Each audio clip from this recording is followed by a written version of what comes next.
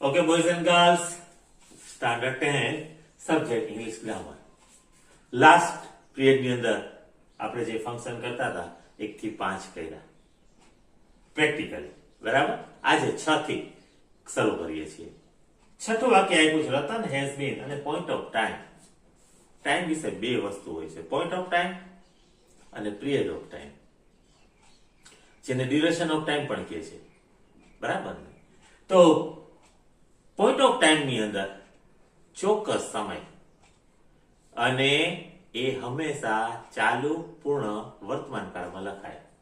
Has been કે have been, I have been working in this school, વારે વારે હું બોલું છું વાક્ય, બરાબર ને। તો ત્રીજો પુરુષ એક વચન હોય તો હેઝ બીન, નહીતર બધાની આરે હેવ બીન। અને સિન્સ અને ફોર ચોક્કસ સમય હોય તો સિન્સ લાગશે, ડ્યુરેશન હશે, સમયગાળો હશે તો ફોર લાગશે, બરાબર। કરીએ વાક્ય આપણે।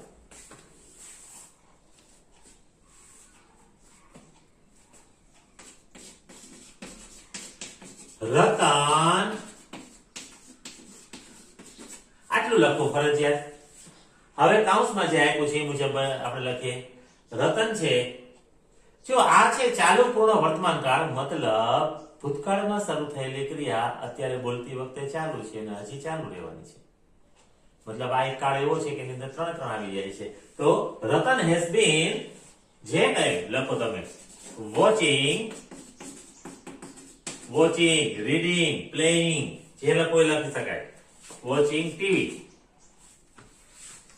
પછી મેં તમને કીધું ને કે સિન્સ ફરજિયાત આવે, કેમાં? પોઈન્ટ ઓફ ટાઈમમાં। સિન્સ 6 o'clock, 6 વાગ્યાથી, બરાબર। બીજું વાક્ય, મેં તમને કીધું કે હું સરસ્વતી સાયન્સ સ્કૂલમાં અભ્યાસ કરું છું, મતલબ અભ્યાસ કરાવડાવું છું। તમે લખતા હોય તો તમે અભ્યાસ કરો છો એમ લખો, બરાબર।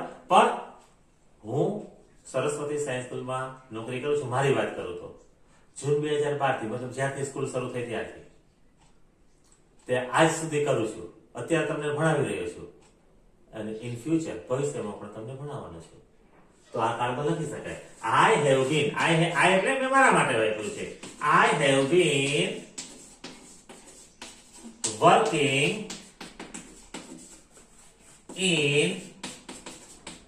in this school since June 2012। મેં ચોક્કસ સમય આપી દીધો, ચોક્કસ સમય 6 વાગ્યાથી, જૂન 2012 થી, બરાબર ને। તો આ સિન્સ વાળું વાક્ય બન્યું, પોઈન્ટ ઓફ ટાઈમ ચોક્કસ સમય, બરાબર। હવે આપણે આવીએ છીએ જે તમને આવડે જ છે, માઉન્ટ આબુ, ડિસ્ક્રાઇબિંગ પ્લેસ, સ્થળનું વર્ણન કરો, ડિસ્ક્રાઇબ કરો, ડિસ્ક્રાઇબ એટલે વર્ણન કરવું। તો માઉન્ટ આબુ વિશે આપણે લખી શકાય, શું લખી શકાય? ફરવાનું સ્થળ છે, બરાબર। ખૂબ અત્યારે ત્યાં ઠંડી હોય છે, જે લખવું એ લખી શકાય।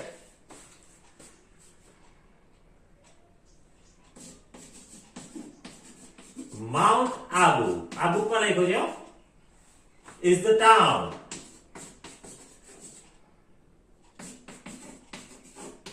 ગામ છે।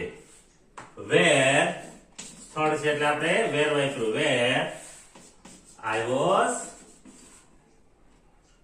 સ્ટડી, અથવા બુકમાં લખ્યું છે એમ બોર્ન, કે જ્યાં મારો જન્મ થયેલો હતો। માઉન્ટ આબુ આપણે બનાવીએ છીએ હવે, is the place, is the hill station,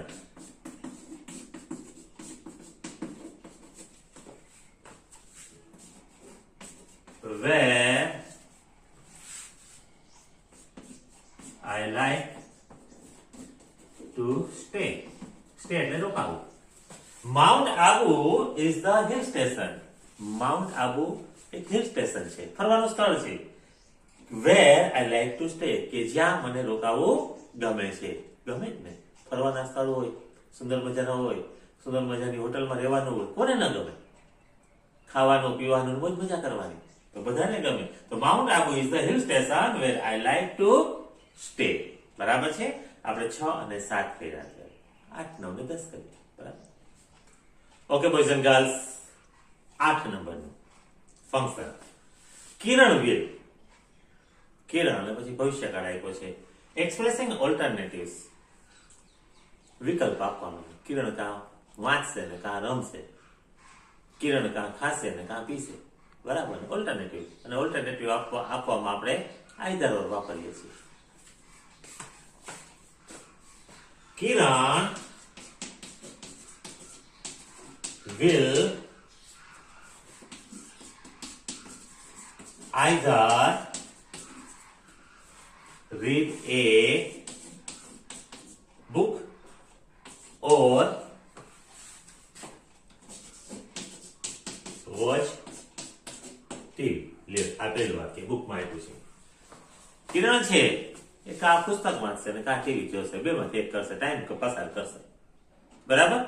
હવે આપણે આ જ વાક્યને બીજી રીતે લખવું હોય, આટલું compulsory. Kiran will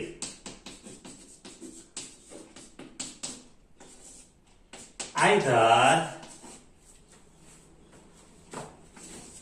eat an apple or an orange. વિકલ્પ આપી દીધો આપણે. કાં સફરજન ખાશે અને કાં નારંગી ખાશે, પણ ખાશે કઈ મૂકી નહીં દે. સમજાય કે? કહેવાનો અર્થ છે વિકલ્પ આપણને બે માંથી એક ખવડાવવાનું છે. નાઈધર નોર વાપરીએ છીએ તો બે માંથી એક નથી ખવડાવવું આપણે. બાકી તો આપણને ખબર છે બે પેડા તો બે દાબડી જવાનું છે. એના પછી એક્સચેન્જિંગ પ્લેઝન્ટરીઝ, શુભેચ્છા સૂચક શબ્દો. કોઈ તમને કહે છે તમને વધારે ચા આપો, તો આપણે શું કહે? ના, પૂરતી છે ભાઈ. નો થેન્ક યુ, ઘણા બધા શબ્દો આવે. કોઈ પાસ થયો હોય તો આપણે કોંગ્રેચ્યુલેશન કહીએ, બરાબર. એ પ્રેઝન્ટરીઝ છે જે મેં શીખવાડેલું છે. હવે આ જે છે એટલું તો પેલા લખવું જ પડશે. Would you like to have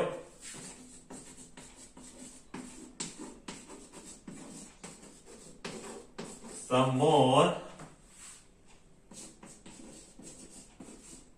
tea? તો આ વાક્યને આપણે પૂરું કરવાનું છે અહીંથી આગળ. તો આપણે એને કહેવાનું છે નો. I have enough.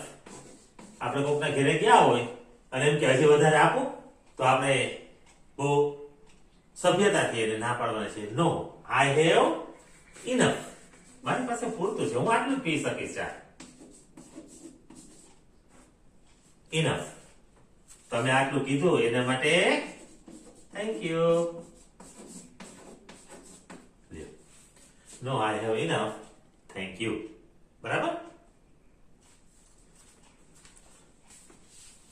તો આપણે વાક્ય કર્યા, બરાબર. 8 અને 9 કેટલા કર્યા કુલ આ એપિસોડ ની અંદર? આપણે 6, 7, 8 અને 9 કુલ 4 વાક્ય આપણે કર્યા. તો આ ચારેય વાક્યના તમારે પાછા આજે હોમવર્કમાં કરવાના, બરાબર. તો તમને હોમવર્ક આપી દો.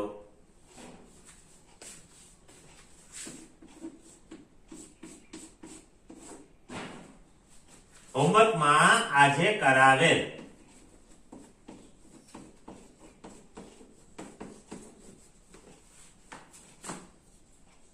ફંક્શન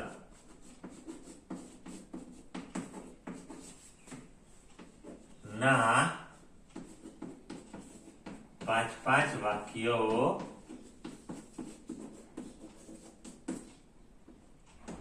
લખો.